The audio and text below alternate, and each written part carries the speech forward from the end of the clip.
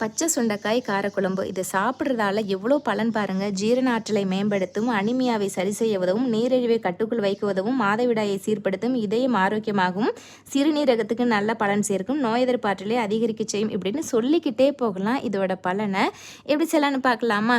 கடாயில் 3 டீஸ்பூன் நல்லெண்ணெய் சேர்த்துருக்கேன். கடுகு, சீரகம், வெந்தயம் பொரிஞ்சதும் 10 to 15 சின்ன வெங்காயம், 5 பூண்டு, 1 கொத்து கருவேப்பிலை சேர்த்து 3 நிமிஷம் வணக்கி விட்டுருங்க. 3 தக்காளி, நல்லா பழுத்த தக்காளியை எடுத்துக்கோங்க.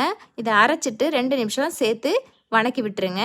1 கப் நான் சுண்டைக்காய் எடுத்திருக்கேன். இதை நல்லா இந்த கல்லில் போட்டு தட்டி எடுத்துக்கோங்க. ஒரு 2 டைம் நல்லா கழுவிடுங்க. பாதி விதை போனது, பாதி விதை இருக்கட்டும். நல்லா 2 நிமிஷம் வணங்கி வந்ததும் 1 டீஸ்பூன் மிளகாய்த்தூள், 1/2 டீஸ்பூன் மஞ்சள் தூள், 1 டீஸ்பூன் மல்லித்தூள் சேர்த்து ஒரு 2 நிமிஷம் இந்த காயோடையே சேர்த்து நல்லா வணக்கி விட்டுருங்க. ஒரு லெமன் சைஸ் அளவுக்கு புளி தண்ணி வச்சுருக்கேன். அது கூட 1 கிளாஸ் தண்ணி சேர்த்து குழம்புக்கு தேவையான உப்பு சேர்த்து நல்லா கலந்து விட்டுருங்க. ஒரு 3 நிமிஷம் பச்சை வாசனை போகிற அளவுக்கு மூடி போட்டு வச்சுருங்க. இந்த அளவுக்கு எண்ணெய் பிரிஞ்சு வந்ததும் ஃப்ளேம் ஆஃப் பண்ணிடுங்க. தேங்க்ஸ் ஃபார் வாட்சிங்.